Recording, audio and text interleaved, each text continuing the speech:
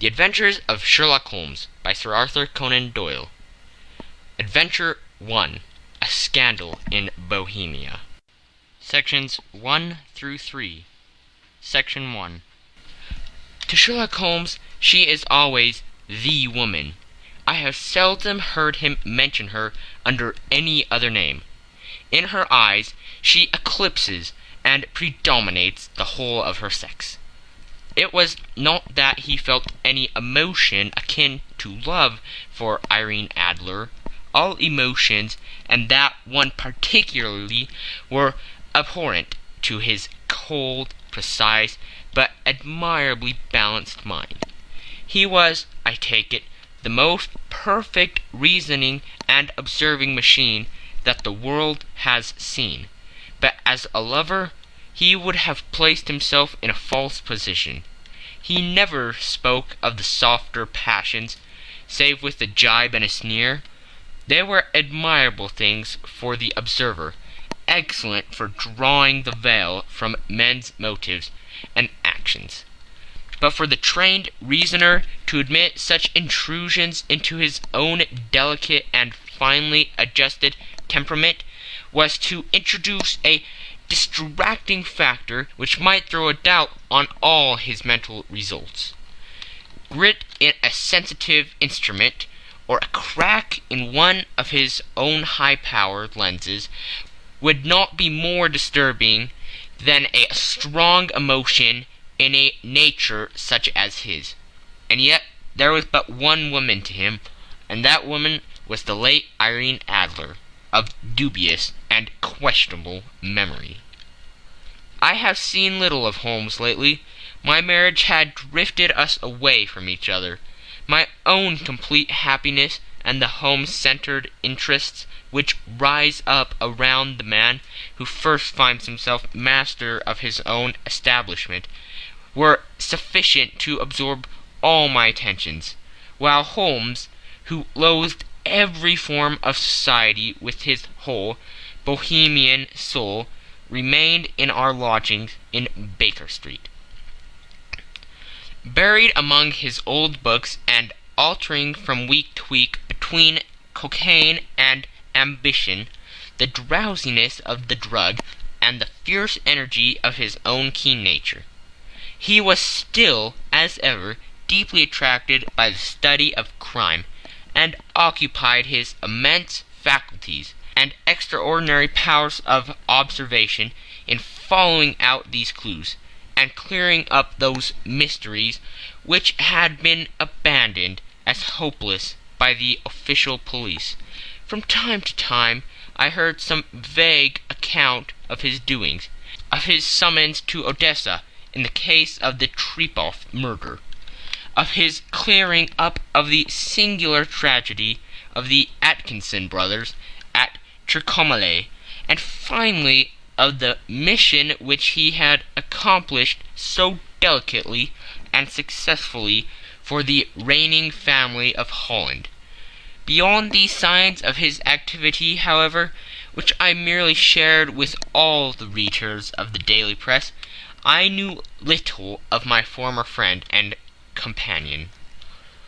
One night, it was on the 20th of March, 1888, I was returning from a journey to a patient, for I had now returned to civil practice, when my way led me through Baker Street. As I passed the well-remembered door, which must always be associated in my mind with my wooing, and with the dark incidents of the Stoty in Scarlet, I was seized with a keen desire to see Holmes again, and to know how he was employing his extraordinary powers. His rooms were brilliantly lit, and even as I looked up I saw his tall, spare figure pass twice in a dark silhouette against the blind. He was pacing the room, swiftly, eagerly, with his head sunk upon his chest and his hands clasped behind him. To me, who knew his every mood and habit, his attitude and manner, told their own story. He was at work again.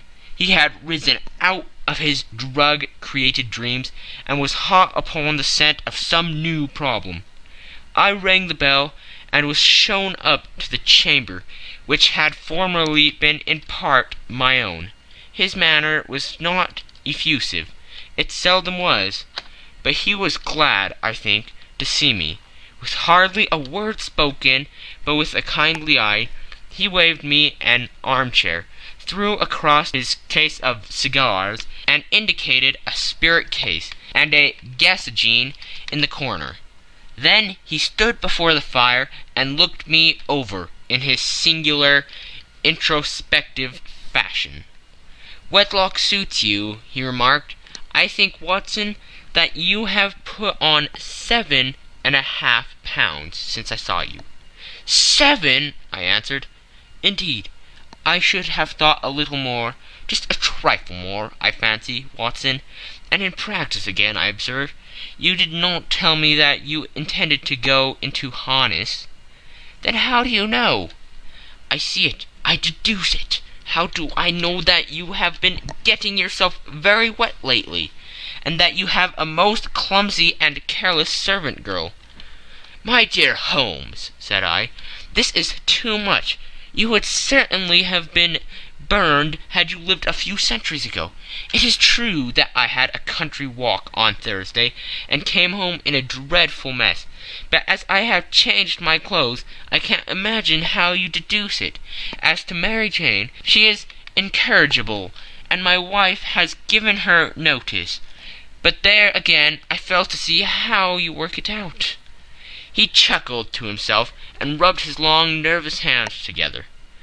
"It is simplicity itself," said he. "My eyes tell me that on the inside of your left shoe, just where the firelight strikes it, the leather is scourged by 6 almost parallel cuts. Obviously they have been caused by someone who has very carelessly scraped around the edges of the soles in order to remove crusted mud from it.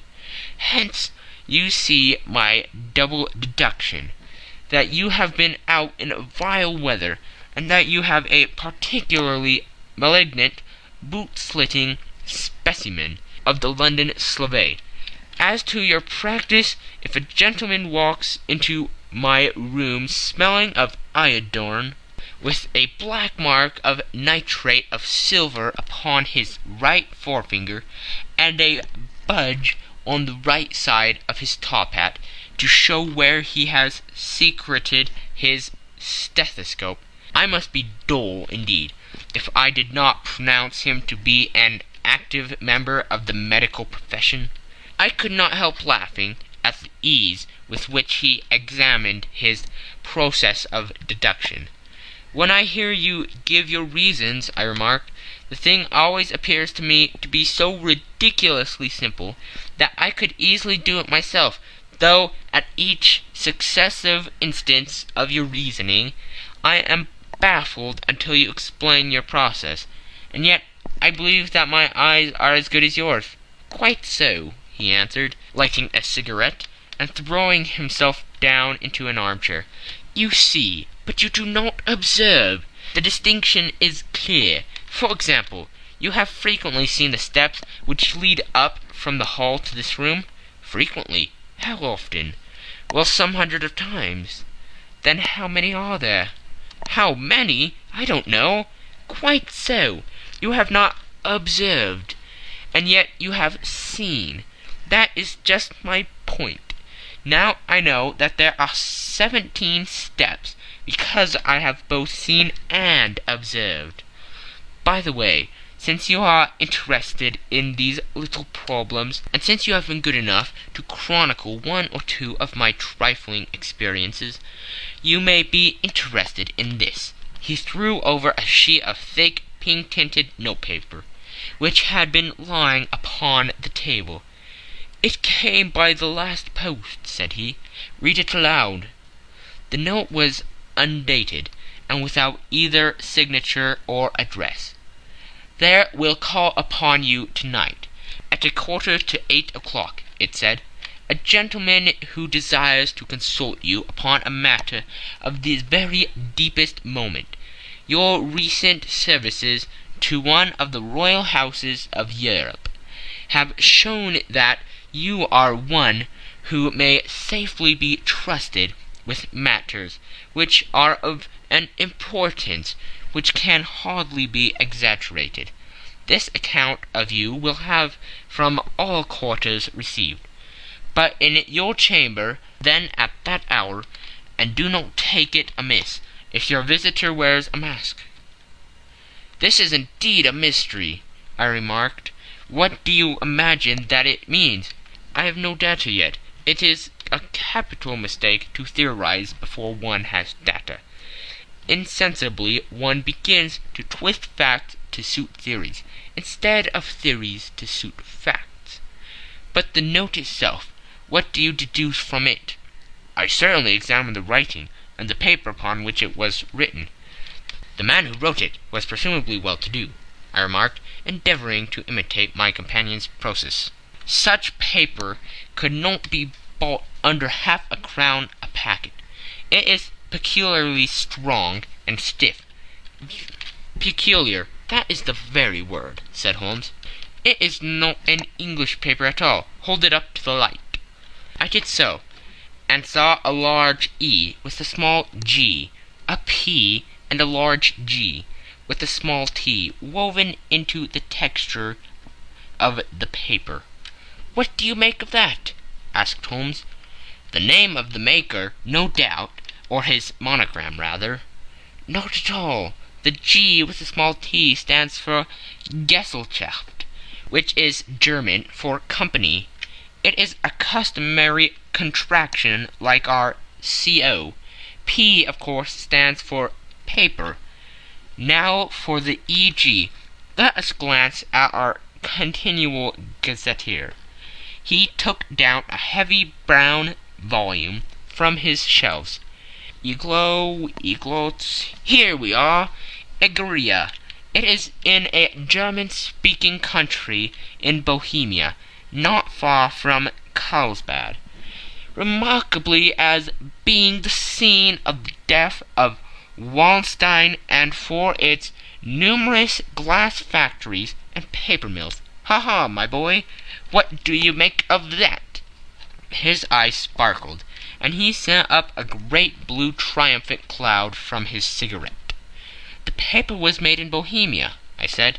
"Precisely. And the man who wrote the note is a German. Do you note the particular contraction of the sentence? 'This account of you we have from all quarters received.' A Frenchman or Russian could not have written that. It is the German who is so unconscious to his verbs. It only remains, therefore, to discover what is wanted by this German, who writes upon Bohemian paper and prefers wearing a mask to showing his face. And here he comes, if I am not mistaken, to resolve all our doubts." As he spoke, there was the sharp sound of horses' hoofs, and the grating wheels against the curb, followed by a sharp pull at the bell. Holmes whistled. "A pair by the sound," said he. "Yes," he continued, glancing out of the window, "a nice little Brahmin, and a pair of beauties, 150 guineas apiece. There's money in this case, Watson, if there is nothing else. I think that I had better go, Holmes." "Not a bit, Doctor. Stay where you are. I am lost without my Boswell, and that promises to be interesting. It would be a pity to miss it. But your client, never mind him. I may want your help, and so may he. Here he comes. Sit down in that armchair, Doctor, and give us your best attention." A slow and heavy step, which had been heard upon the stairs and in the passage, paused immediately outside the door. Then there was a loud and authoritative tap. "Come in," said Holmes. A man entered, who could hardly have been less than 6 feet 6 inches in height, with the chest and limbers of a Hercules. His dress was rich with a richness which would, in England, be looked upon as akin to bad taste.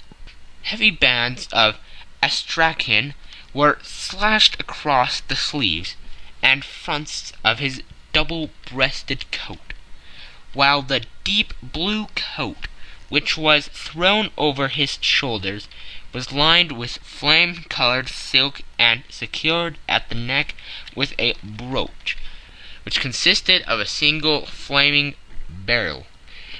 Boots, which extended halfway up his calves, and which were trimmed at the tops with rich brown fur, completed the impression of barbaric opulence, which was suggested by the whole appearance. He carried a broad-brimmed hat in his hand, while he wore across the upper part of his face, extending down past the cheekbones, a black visored mask, which he had apparently adjusted that very moment, for his hand was still raised to it as he entered. From the lower part of the face he appeared to be a man of strong character, with a thick hanging lip, and a long, straight chin suggestive of resolution, pushed to the length of obstinacy. "You had my note?" he asked, with a deep, harsh voice, and a strongly marked German accent. "I told you that I would call." He looked from one to the other of us, as if uncertain which to address. "Pray take a seat," said Holmes. "This is my friend and colleague, Dr. Watson, who is occasionally good enough to help me in my cases. Whom have I the honor to address?" "You may address me as Count von Kramm, a Bohemian nobleman. I understand that this gentleman, your friend, is a man of honor and discretion, whom I may trust with a matter of the most extreme importance. If not, I should much prefer to communicate with you alone." I rose to go, but Holmes caught me by the wrist and pushed me back into my chair. "It is both or none," said he. "You may see before this gentleman anything which you may say to me." The Count shrugged his broad shoulders. "Then I must begin," said he, "by binding you both to absolute secrecy for 2 years. At the end of that time the matter will be of no importance. At present it is too much to say that it is of such weight it may have an influence upon European history." "I promise," said Holmes, "and I—" "You may excuse this mask," countered our strange visitor. "The august person who employs me wishes his agent to be unknown to you, and I may confess at once that the title by which I have just called myself is not exactly my own." "I was aware of it," said Holmes dryly. "The circumstances are of great delicacy, and every precaution has to be taken to quench what might grow to be an immense scandal, and seriously compromise one of the reigning families of Europe. To speak plainly, the matter implicates the great house of Austrian hereditary kings of Bohemia." "I was also aware of that," murmured Holmes, setting himself down in his armchair, closing his eyes.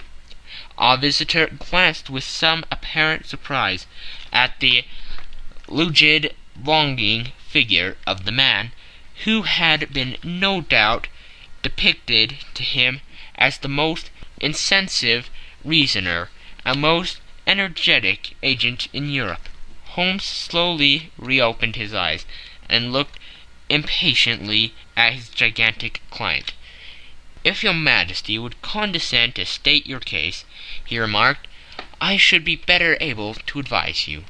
The man sprang from his chair and paced up and down the room in uncontrollable agitation. Then, with a gesture of desperation, he tore the mask from his face and hurled it upon the ground. "You are right!" he cried. "I am the king. Why should I attempt to conceal it?" "Why, indeed?" murmured Holmes. "Your Majesty had not spoken before.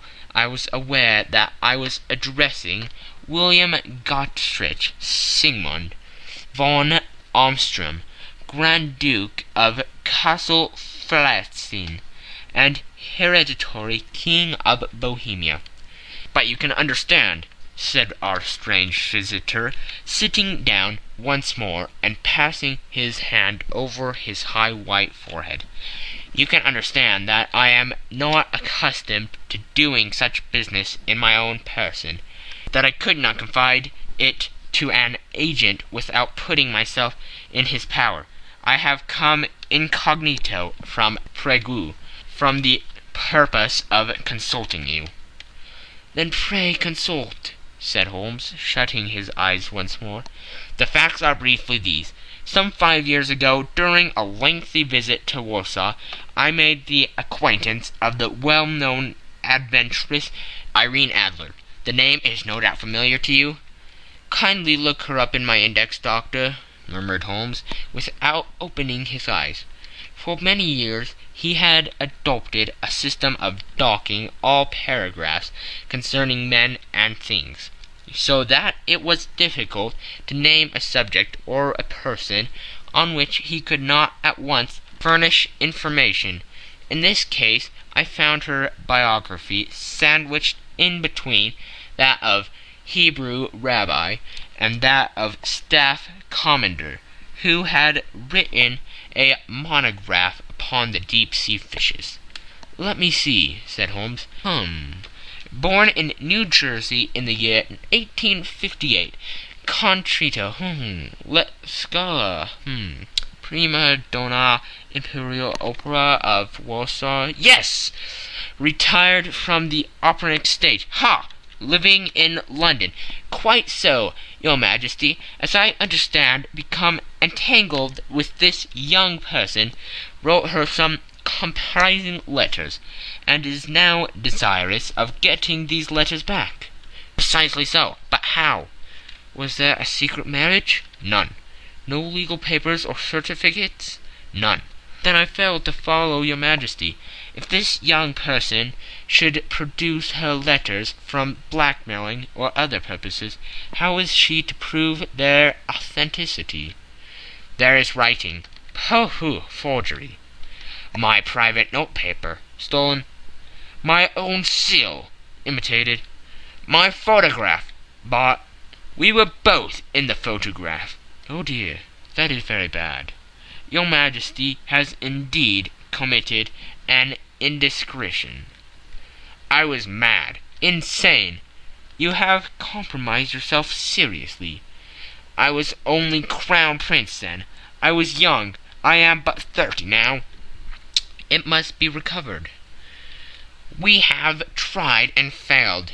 "Your Majesty must pay. It must be bought." "She will not sell." "Stolen, then." 5 attempts have been made. Twice burglars in my pay ransacked her house. Once we diverted her luggage when she travelled. Twice she had been waylaid. There has been no result. "No sign of it?" "Absolutely none." Holmes laughed. "It is quite a pretty little problem," said he. "But a very serious one to me," returned the King reproachfully. "Very indeed. What does she propose to do with the photograph?" "To ruin me." "But how?" "I'm about to be married." "So I have heard." "To Claudia Lorman von Saxe-Montenegrin, second daughter of the King of Scandinavia. You may know the strict principles of her family. She is herself the very soul of delicacy. A shadow of a doubt as to my conduct would bring the matter to an end." "And Irene Adler?" "Threatens to send him a photograph." "And she will do it. I know that she will do it. You do not know her, but she has a soul of steel. She has the face of the most beautiful of women, and the mind of the most resolute of men. Rather than I should marry another woman, there are no lengths to which she would not go. None." "You are sure that she has not sent it yet?" "I am sure." "And why?" "Because she has said that she would send it on the day when the betrothal was publicly proclaimed. That would be next Monday." "Oh, then we have 3 days yet," said Holmes with a yawn. "That is very fortunate, as I have 1 or 2 matters of importance to look into just at present. Your Majesty will, of course, stay in London for the present?" "Certainly. You will find me at the Logram under the name of the Count von Kram. Then I shall drop you a line to let you know how we progress. Pray do so. I shall be all anxiety. Then as to money, you have carte blanche. Absolutely. I tell you that I would give one of the provinces of my kingdom to have that photograph. And for the present expenses, the king took a heavy chamois leather bag from under his cloak and laid it on the table. There are 300 pounds in gold and 700 in notes, he said. Holmes scribbled a receipt upon a sheet of his notebook and handed it to him. And mademoiselle's address, he asked, is Brony Lodge, Supretim Avenue, St. John's Wood. Holmes took a note of it. One other question, said he. Was the photograph a cabinet? It was. Then good night, your majesty, and I trust that we shall soon have some good news for you. And good night, Watson, he added, as the wheels of the Royal Brougham rolled down the street. If you will be good enough to call tomorrow afternoon at 3 o'clock, I should like to chat this little matter over with you. End of Section 1. Section 2. At 3 o'clock precisely, I was at Baker Street, but Holmes had not yet returned. The landlady informed me that he had left the house shortly after 8 o'clock in the morning. I sat down beside the fire, however, with the intention of awaiting him. However long he might be, I was already deeply interested in his inquiry, for though it was surrounded by none of the grim and strange features which were associated with the two crimes which I have already recorded, still the nature of the case and the exalted station of his client gave it a character of its own. Indeed, apart from the nature of the investigation which my friend had on hand, there was something in his masterly grasp of a situation, and his keen, incisive reasoning, which made it a pleasure to me to study his system of work, and to follow the quick, subtle methods by which he distinguished the most inextractable mysteries. So accustomed was I to his invariable success that the very possibility of his failing had ceased to enter into my head.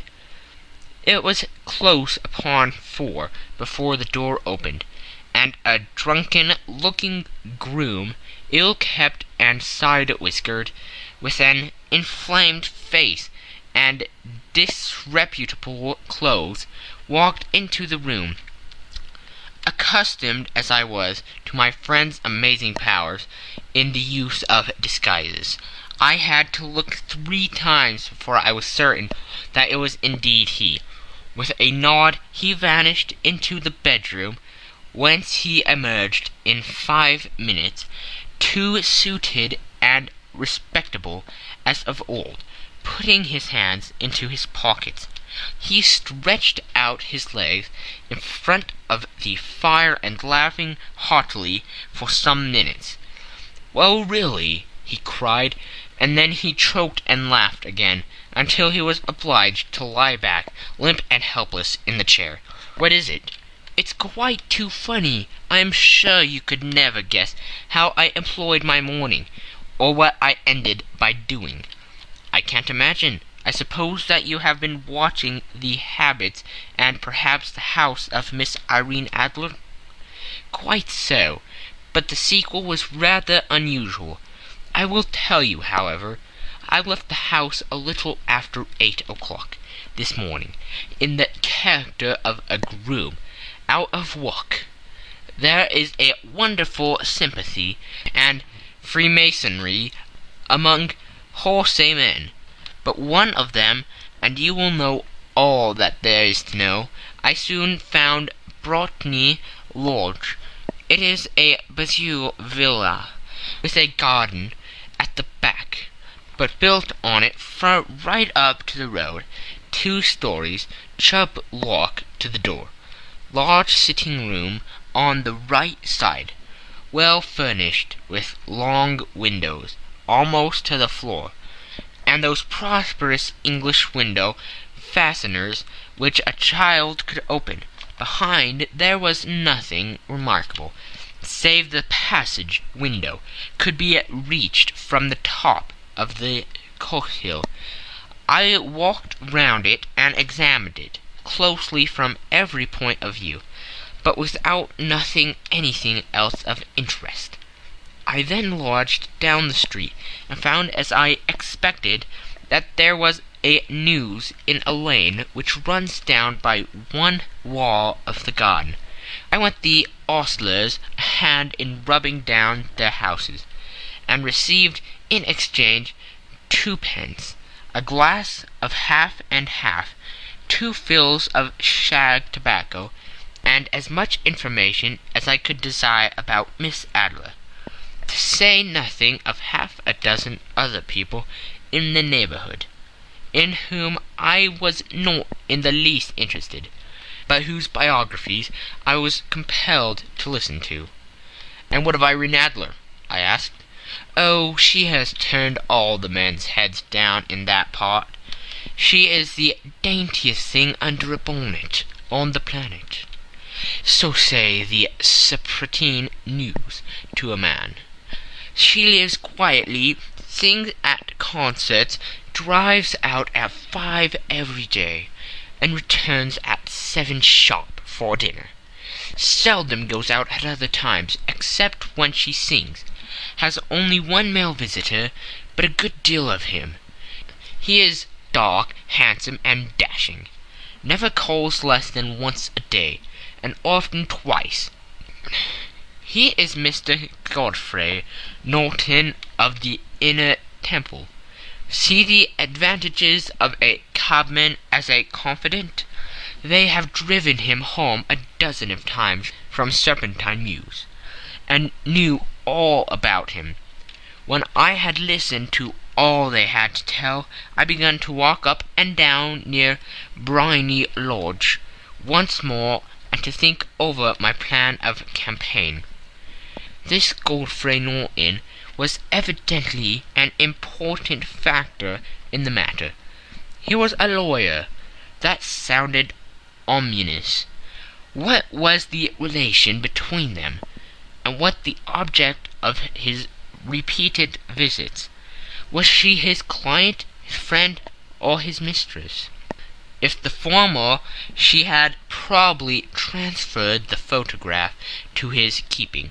If the latter, it was less likely on the issue of this question deepened whether I should continue my work at Briony Lodge, or turn my attention to the gentleman's chambers in the Temple. It was a delicate point, and it wanted the field of my inquiry. I fear that I bore you with these details, but I have to let you see my little difficulties, if you are to understand the situation. "I am following you closely," I answered. I was still balancing the matter in my mind, when a hansom cab drove up to Briony Lodge, and a gentleman sprang out. He was a remarkably handsome man, dark, aquiline, and moustached, evidently the man of whom I have heard. He appeared to be in a great hurry, shouted to the cabman to wait, and brushed past the maid, who opened the door with the air of a man who was thoroughly at home. He was in the house about half an hour, and I could catch glimpses of him in the windows of the sitting-room, pacing up and down, talking excitedly and waving his arms. Of her I could see nothing. Presently he emerged, looking even more flurried than before. As he stepped up into the cab, he pulled a gold watch from his pocket, and looked at it earnestly. "Drive like the devil!" he shouted. "First to Gross and Humphrey's in Regent Street, and then to the Church of St. Monica in Edgware Road. Half a guinea if you do it in 20 minutes." Away they went, and I was just wondering whether I should not do well to follow them, when up the lane came a neat little landau. The coachman, with his coat only half buttoned, and his tie under his ear, while all the tags of his harness were sticking out of the buckles. It hadn't pulled up before she shot out of the hall door and into it. I only caught a glimpse of her at the moment, but she was a lovely woman, with a face that a man might die for. "The Church of St. Monica, John," she cried, "and half a sovereign if you reach it in 20 minutes." This was quite too good to lose, Watson. I was just balancing whether I should run for it, or whether I should perch behind her landau, when a cab came through the street. The driver looked twice at such a shabby fare, but I jumped in before he could object. "The Church of St. Monica," said I, "and half a sovereign if you reach it in 20 minutes." It was 25 minutes to 12, and of course it was clear enough what was in the wind.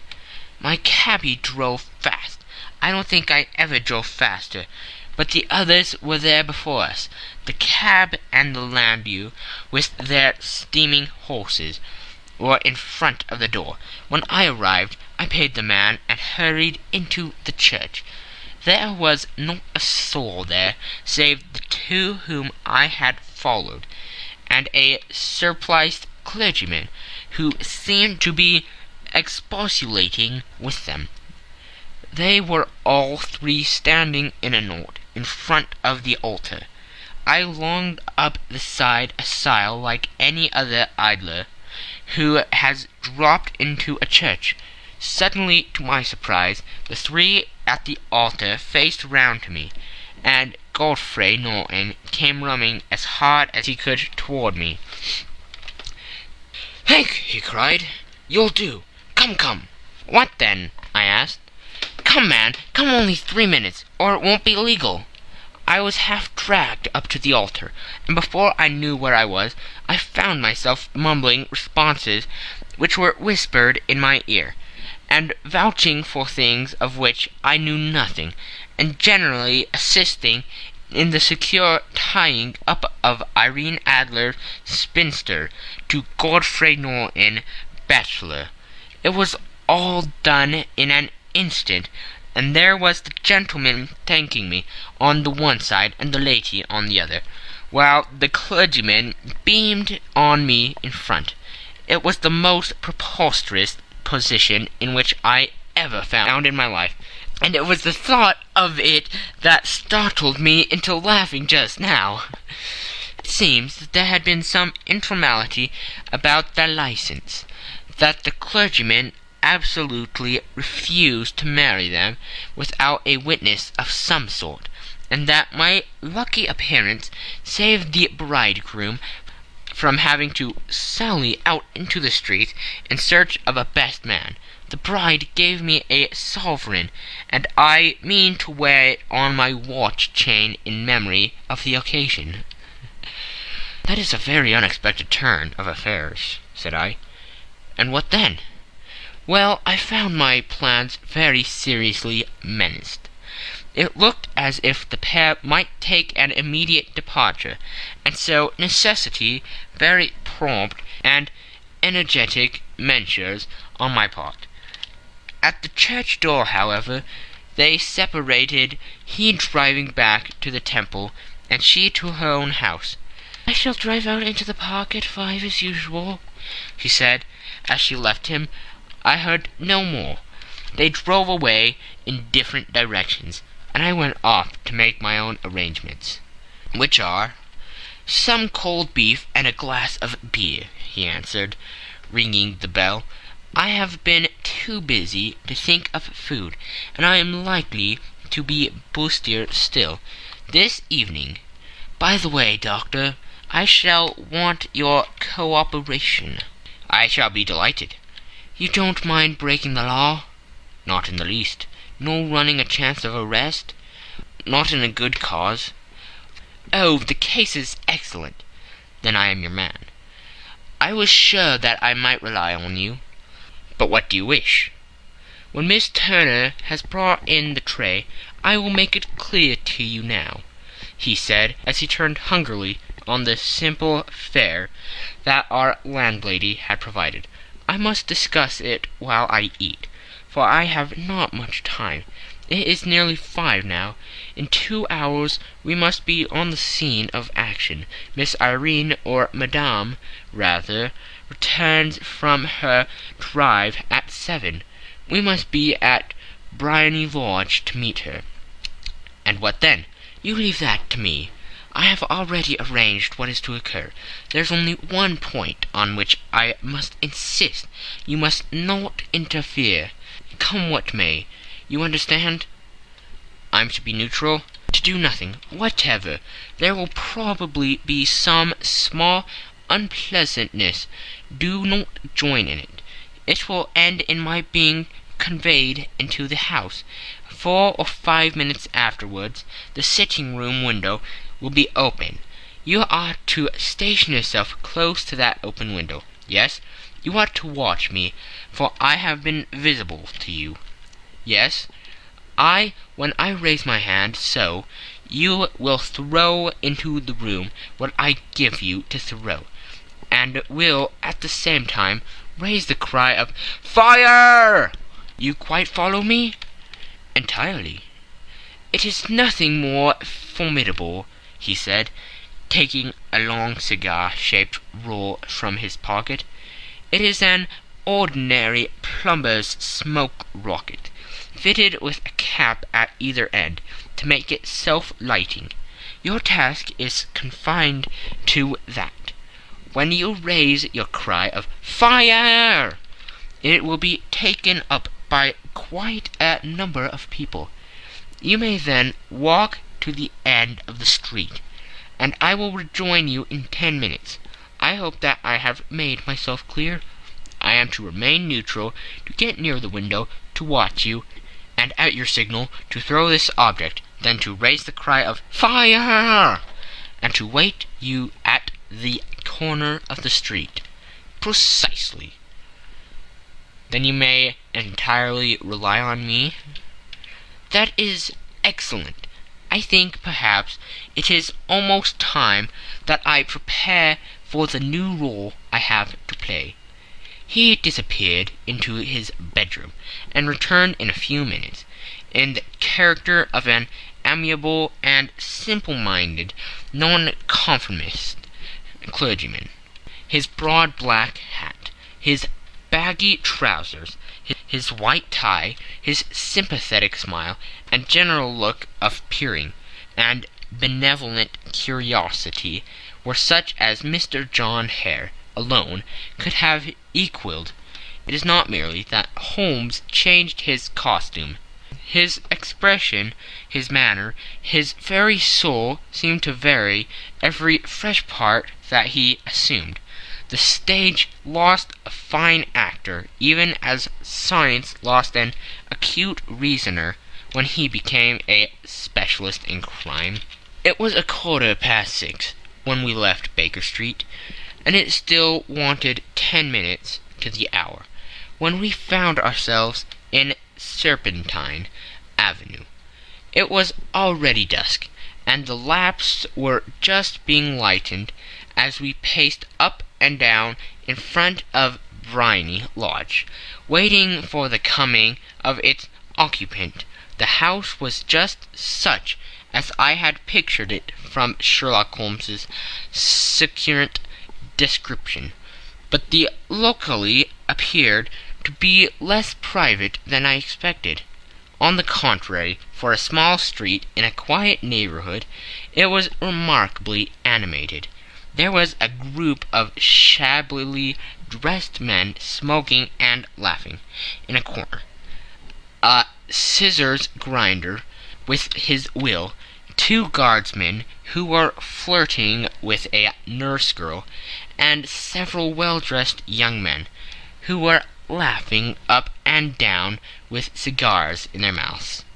"You see," remarked Holmes, as we passed to and fro in front of the house, "this marriage rather simplifies matters. The photograph becomes a double-edged weapon now. The chances are that she would be as averse to its being seen by Mr. Godfrey Norton as our client is to coming to the eyes of his princess. Now the question is, where are we to find the photograph?" "Where indeed? It is most unlikely that she carries it about with her. It is cabinet size, too large for easy concealment about a woman's dress. She knows that the king is capable of having her waylaid and searched. 2 attempts of the sort have already been made. We may take it, then, that she does not carry it about with her." "Where, then?" "Her banker or her lawyer. There is that double possibility. But I am inclined to think neither. Women are naturally secretive, and they like to do their own secreting. Why should she have it over to anyone else? She could trust her own guardsmanship, but she could not tell what indirect or political influence might be brought to bear upon a businessman. Besides, remember that she had resolved to use it within a few days. It must be where she can lay her hands upon it. It must be in her own house." "But it has twice been burgled." "Pshaw! They did not know how to look." "But how will you look?" "I will not look." "What then?" "I will get her to show me." "But she will refuse." "She will not be able to. But I hear the rumble of wheels. It is her carriage. Now carry out my orders to the letter." As he spoke, the gleam of the sidelights of a carriage came round the curve of the avenue. It was a smart little landau, which rattled up to the door of Brimy Lodge. As it pulled up, one of the loafing's men at that corner dashed forward to open the door, in the hope of earning a copper, but was elbowed away by another loafer, who had rushed up with the same intention. A fierce quarrel broke out, which was increased by the 2 guardsmen, who took sides with one of the longers, and by the scissors grinder, who was equally hot upon the other side. A blow was struck, and in an instant the lady, who had stepped from her carriage, was the centre of a little knot of flourished and struggling men, who struck savagely at each other with their fists and sticks. Holmes dashed into the crowd to protect the lady, but just as he reached her he gave a cry and dropped to the ground, with the blood running freely down his face. At his fall the guardsmen took their heels in one direction, and the longers in the other, while a number of better-dressed people, who had watched the suffice without taking part in it, crowded in to help the lady and to attend to the injured man. Irene Adler, as I will still call her, had hurried up the steps, but she stood at the top with her superb figure outlined against the lights of the hall, looking back into the street. "Is the poor gentleman much hurt?" she asked. "He is dead," cried several voices. "No, no, there's life in him," shouted another, "but he'll be gone before you can get him to hospital." "He's a brave fellow," said a woman. "They would have got the lady's purse and watch if it hadn't been for him. They were a gang, and a rough one too. Ah, he's breathing now." "He can't lie here in the streets. May we bring him in, marm?" "Surely bring him into the sitting-room. There's a comfortable sofa. This way, please." Slowly and solemnly he was borne into the Brymry Lodge. and laid into the principal room, while I still observed the proceedings from my post by the window. The lamps had been lit, but the blinds had been drawn so that I could see Holmes as he lay upon the couch.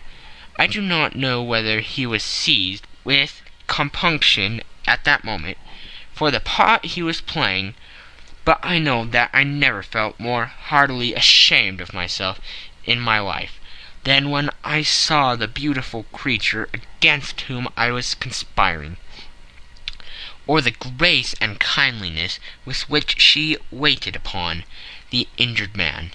And yet it would be the blackest treachery to Holmes to draw back now from the part which he had entrusted to me. I hardened my heart, and took the smoke rocket from under my ulster. After all, I thought, we are not injuring her. We are but preventing her from injuring another. Holmes had sat up upon the couch, and I saw him mention like a man who's in need of air. A maid rushed across the threshold, opened the window. At the same instant I saw him raise his hand, and at the signal I tossed my rocket into the room, with a cry of "Fire!" The word was no sooner out of my mouth than the whole crowd of spectators, well dressed and ill, gentlemen, ulsters, and servant-maids, joined in the general shriek of "Fire!" Thick clouds of smoke curled through the room and out those open windows. I caught a glimpse of rushing fingers, and a moment later the voice of Holmes from within, assuring them that it was a false alarm. Slipping through the shouting crowd, I made my way to the corner of the street, and in 10 minutes was rejoiced to find my friend's arm in mine, and to get away from the scene of uproar.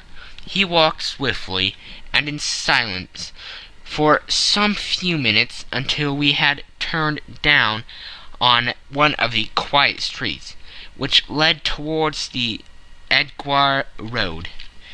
"You did it very nicely, Doctor," he remarked. "Nothing could have been better. It is all right." "You have the photograph?" "I know where it is." "And how did you find out?" "She showed me, as I told you she would." "I am still in the dark." "I do wish to make a mystery," said he, laughing. "The matter was perfectly simple. You are, of course, saw that everyone in the street was an accomplice. They were all engaged for the evening." "I guessed as much." "Then, when the row broke out, I had a little moist red paint in the palm of my hand. I rushed forward, fell down, clapped my hand to my face, and became a piteous spectacle. It is an old trick." "That also I could fathom." "Then they carried me in. She was bound to have me in. What else could she do? And into her sitting-room, which was the very room which I suspected. It lay between that and her bedroom, and I was determined to see which. They laid me on a couch. I motioned for air. They were compelled to open the window, and you had your chance." "How did that help you?" "It was all important. When a woman thinks that her house is on fire, her instinct is at once to rush to the thing which she values most. It is a perfectly overpowering impulse, and I have more than once taken advantage of it. In the case of the Darlington substitution scandal, it was of use to me, and also in the Arnsworth Castle business. A married woman grabs at her baby, an unmarried one reaches for her jewelry box. Now it was clear to me that Our Lady of today had nothing in the house more precious to her than what we are in quest of. She would rush to secure it. The alarm of the fire was admirably done. The smoke and shouting were enough to shake nerves of steel. She responded beautifully. The photograph is in a recuse behind a sliding panel, just above the right bell pull. She was there in an instant, and I caught a glimpse of it as she half drew it out. When I cried out that it was a false alarm, she replaced it, glancing at the rocket, rushed from the room, and I have not seen her since. I rose, and making my excuses, escaped from the house.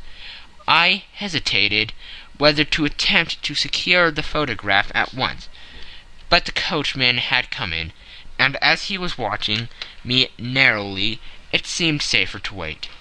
A little over precipitance may ruin all. "And now?" I asked.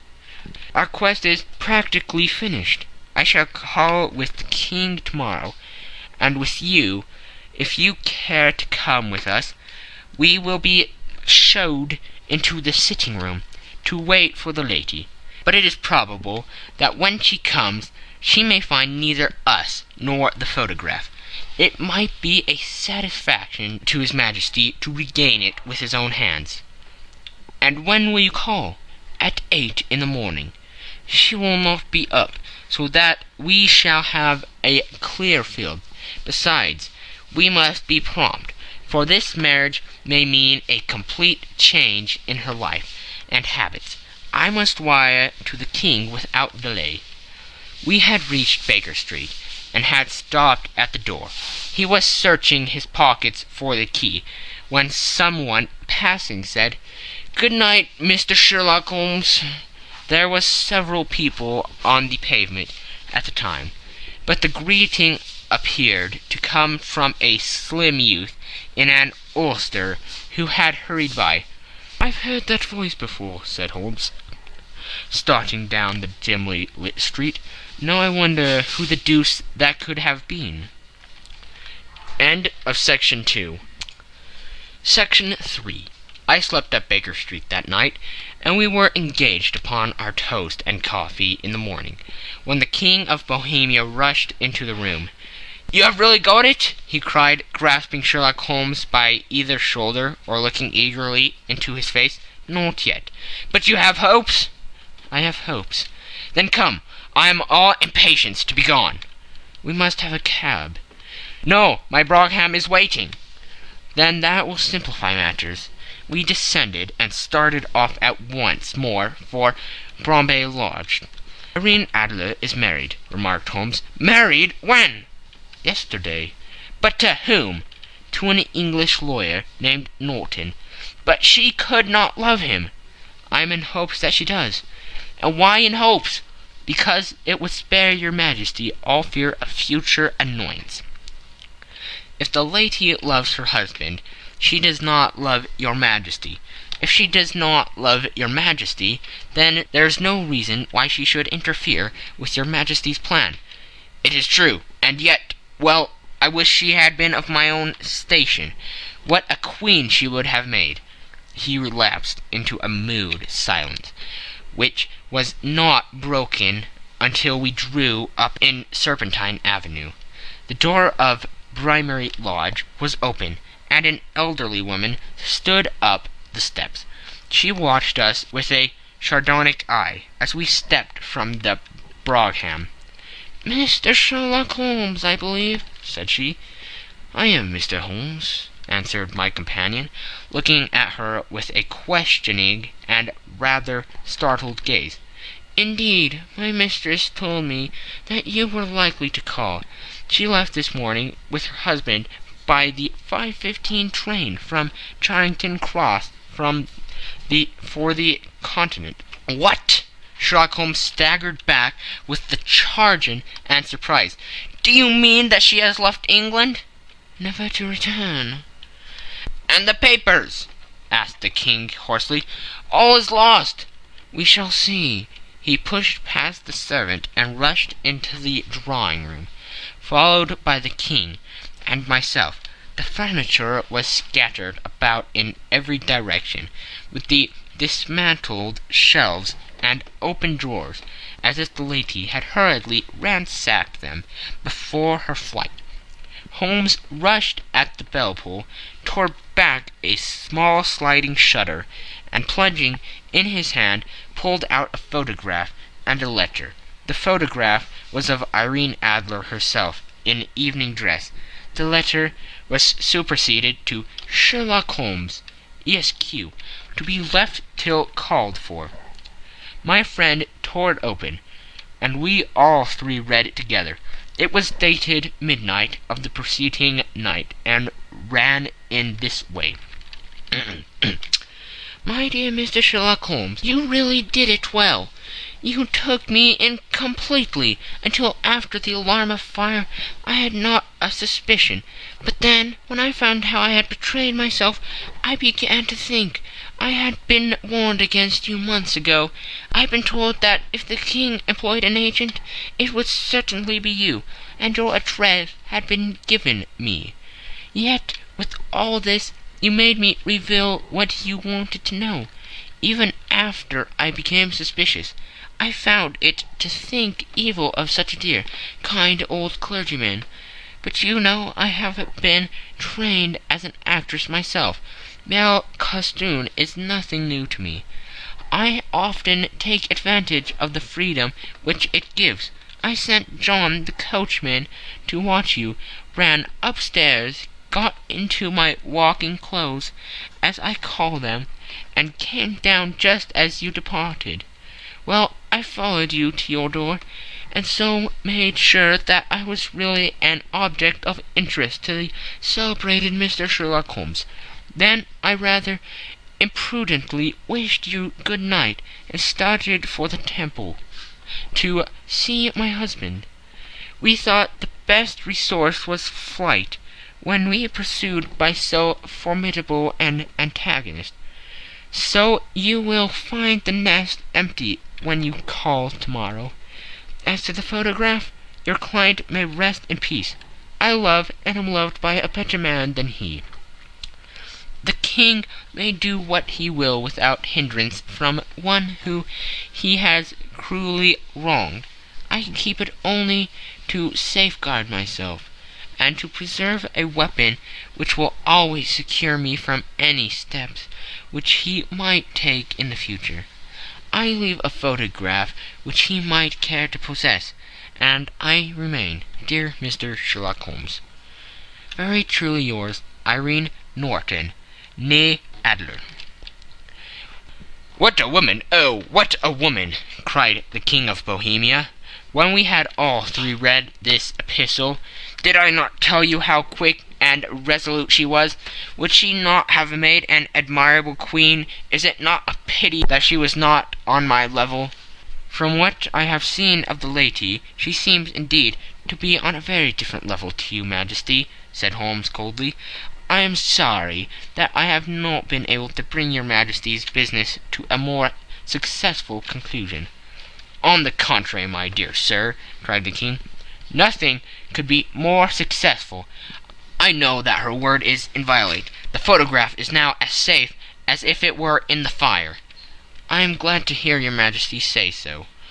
"I am immensely indebted to you. Pray tell me in what way I can reward you. This ring—" He slipped an emerald snake ring from his finger and held it out upon the palm of his hand. "Your Majesty has something which I should value even more highly," said Holmes. "You have but to name it. The photograph." The King stared at him in amazement. "Irene's photograph," he cried. "Certainly, if you wish it." "I thank your Majesty. Then there is no more to be done in the matter. I have the honor to wish you very good morning." He bowed and turned away without observing the hand which the King had stretched out to him. He set off in my company for his chambers. And that was how a great scandal threatened to affect the kingdom of Bohemia, and how the best plans of Mr. Sherlock Holmes were beaten by a woman's wit. He used to make merry over the cleverness of women, but I have not heard him do it of late. And when he speaks of Irene Adler, or when he refers to her photograph, it is always under the honorable title of the woman. End of section 3. End of the scandal in Bohemia. This is a TBOL3 production.